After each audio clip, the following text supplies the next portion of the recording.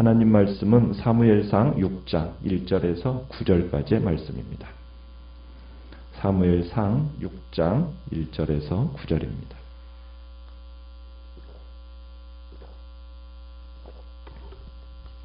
사무엘상 6장 1절 여호와의 궤가 블레셋 사람들의 지방에 있은지 7달이라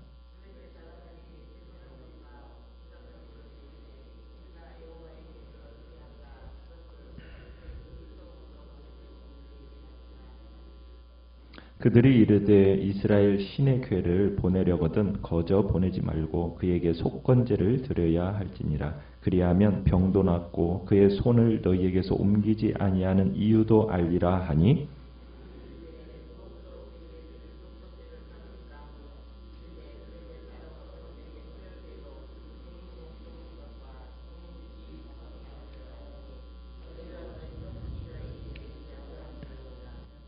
그러므로 너희는 너희의 독한 종기의 형상과 땅을 해롭게 하는 쥐의 형상을 만들어 이스라엘 신께 영광을 돌리라. 그가 혹 그의 손을 너희와 너희의 신들과 너희 땅에서 가볍게 하실까 하노라.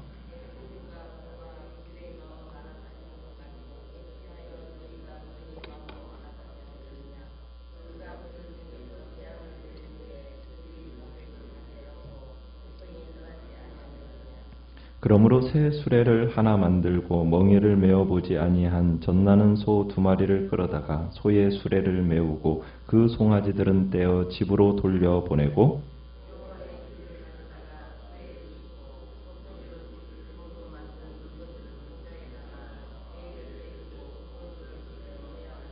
같이 읽습니다. 보고 있다가 만일 궤가 그 본 지역길로 올라가서 베세메스로 가면 이 큰 재앙은 그가 우리에게 내린 것이요 그렇지 아니하면 우리를 친 것이 그의 손이 아니요 우연히 당한 것인 줄 알리라 하니라. 아멘. 오늘 말씀의 제목은 이스라엘 신의 궤를 보내려거든 이라는 제목으로 말씀을 나눕니다. 블레셋과 이스라엘의 전투에서 이제 블레셋이 승리하면서 이스라엘의 언약궤를 빼앗게 됩니다. 블레셋 사람들은 이제 승리에 도취하게 되고 그로 인해서 이스라엘로부터 빼앗은 그 언약궤를 자기들의 신전에다가 갖다 놓습니다. 언약궤는 이제 이방 땅 아스돗으로 넘어가서 다곤이라는 신전 안에 놓이게 됐는데요. 블레셋 사람들은 자기들의 신에게 이 하나님이 포로가 되었다 이렇게 이제 생각하고 다곤 신전에다가 법궤를 안치해 놓은 겁니다. 그러나 이스라엘의 패배가 여호와 하나님의 패배는 아니었죠. 하나님께서는 다곤 신전에서 다곤을 넘어뜨리십니다. 하나님 앞에 엎드러지게 하심으로 말미암아 다곤 신이 결국에는 하나님 다곤 신전에서 다곤을 넘어뜨리신 것은 하나님께 경배받을 분은 하나님 여호와 하나님께 다곤이라는 신이 경배할 것이지 하나님이 경배를 할 존재가 아니라는 거죠. 엎드러진 다곤, 그래서 블레셋 사람들이 세워놓습니다. 그 다음날 다곤은 이제 여호와의 법궤 앞에 이제 머리도 끊어진 채, 발이 끊어진, 손목이 끊어진 채 이렇게 있게 됩니다. 아무런 생각도 능력도 없는 그런 우상에 불과하다는 것을 하나님이 가르쳐 주신 거죠. 그리고 이제 블레셋 사람들에게 재앙이 임하게 되는데 악성 종기로 인해서 고통을 당하게 됩니다. 블레셋 사람들이 이제 죽어가는 재앙을 만난 거예요. 그러면서 이제 그 법궤를 옮기기 시작합니다. 아스돗에서 가드로, 가드에서 에글론으로 막 그렇게 옮겨 나가는데 옮기면서 법궤를 안치하는 성읍마다 어떻습니까? 하나님의 형벌이 임하는 겁니다. 이런 고통이 얼마나 컸는지 부르짖음이 하늘에 사무쳤다라고 이야기를 하고 있습니다. 그러니까 블레셋 사람들이 이 법궤가 골칫덩어리가 된 거예요. 그러니까 고초를 겪다 못해서 이제 마침내 이 언약궤를 이스라엘에게 반환하게 했다. 이게 이제 6장의 내용입니다. 참 블레셋 사람들은 전쟁에서 승리하고도 이 전리품인 언약궤 때문에 고통을 너무 당하니까 결국 이들이 취한 행동은 이제 2절에 가보면은 여호와의 궤를 어떻게 할까? 결국에는 있던 곳으로 보내자. 이게 이제 그것들이 자기들이 살 길이라고 의식을 하게 된 겁니다. 그래서 이제 자신들이 살기 위해서 이 언약궤를 돌려보내야 되는데, 자, 그러면 어떻게 돌려보낼 것인가? 이것에 대한 얘기를 이제 복술자들을 불러가지고 비상대책회의를 하게 됩니다. 자, 돌려보내는 방식에 대해서 합의를 이제 도출해내는데요. 어떤 식으로 돌려보내느냐? 그냥 돌려보낼 수는 없다. 거저 보내지는 말자. 3절에 그렇습니다. 빈손으로는 보낼 수 없다라고 이제 생각을 했는데, 어떻게 했든지 여호와의 환심을 사야 된다고 생각합니다. 7개월 동안 어떻게 보면은 블레셋의 노예로 잡혀 있었던 이 언약궤 빈손으로 떠나보내면 안 된다는 생각을 가지고 이들에게 뭘 드려야 된다고 생각을 합니까? 속건제를 드려야 한다라고 생각한 거예요. 배상물. 블레셋 땅에서 언약궤를 떠나게 하는데 하는 배상물이 필요하다고 생각을 해서 이제 그들이 속건제로 드리는 것은 4절에 보면 무엇을 이제 드리겠다고 하고 있어요? 금 독종 5과 금쥐 5마리입니다.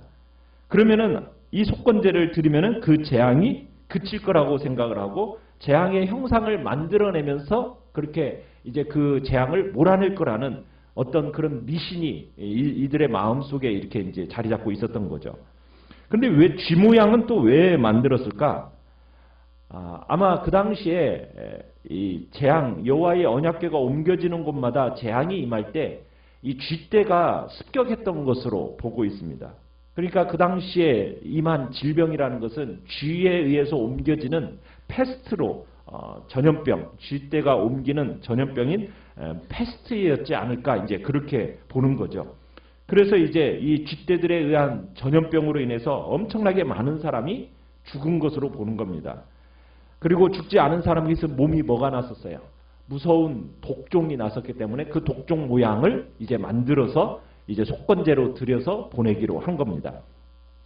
자, 그렇게 이제 제물을 드리자고 하고서는 이제 가는데, 참 우리가 생각해 볼 때, 참 여호와의 언약궤가 블레셋 영토에 들어올 때만 하더라도 참 포로로 수치스러운 모습으로 이 언약궤가 들어오는 듯이 보였잖아요. 그런데 이 언약궤가 이스라엘 이 블레셋 영토를 떠날 때는 지금 개선 장군의 모습을 띠고 있는 겁니다. 금독종, 금쥐, 이 5마리. 그러니까 이 5마리라는 것은 그 당시 블레셋이 5지역으로 이렇게 나눠져 있었는데 결국 5지역 모두 다가 여호와 하나님 앞에 무조건 항복한다라는 그런 의미가 있었던 거죠. 그러니까 이스라엘은 패배했는지 모르지만 여호와 하나님은 패배하지 않으셨던 거죠. 승리하셨던 거죠. 그 당시 이방인들의 민족신의 개념은 어떤 개념이었습니까? 그 민족의 패배는 그 신의 패배다. 이게 이제 그들의 개념이었어요. 그러나 하나님, 이스라엘의 하나님은 민족신의 개념으로 제한되실 분이 아니라는 거죠. 비록 이스라엘이 패배한 이유가 뭡니까? 그들의 범죄와 그들의 타락 때문이었어요.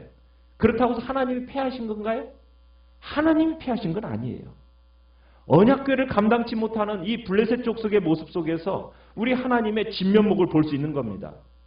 이스라엘을 언약의 근거에서 벌하신 하나님이 이제는 블레셋의 관점처럼 다곤신에게 패한 게 아니라 그들의 입을 통해서 하나님 앞에 그들이 항복하는 것을 확인하게 돼요. 자, 그러면서 이 제사장들과 복술자들이 이제 최근 이 블레셋 5성읍들에 불어닥친 재앙과 환란이 여호와 하나님의 의도적인 공격인가 아니면은 우연한 일인가 그 우연한 일치였는가 이것을 확인하는 그 방법을 이제 알려줍니다. 자, 그 동안의 재앙이 우연일까 여호와의 손이 한 일일까를 알기 위해서 생각해낸 그 생각해낸 방법이 이제 여호와의 궤를 어떻게 돌려보낼 것인가를 이제 얘기를 하는데 그것이 이제 7절에 가보시면은 자, 그 재앙이 우연일까 여호와의 손이 할까 알기 위해서 방법으로 생각해낸 게 그 방책이 첫 번째는 새 수레를 하나 만들어서 멍에를 메어보지 아니한 전나는 소 2마리를 끌어다가 소의 수레를 메우게 하는 겁니다. 그 다음에 여호와의 궤를 가져다가 8절에는요 수레에 싣고 그 다음에 속건제 이제 속건제로 드릴 금으로 만들 물건들을 그 상자에다 담아 궤 곁에 두고 그것을 이스라엘 지경으로 보내어서 가게 합니다. 그리고 나서 여기다가 부칙 조항을 하나 추가를 하는데요.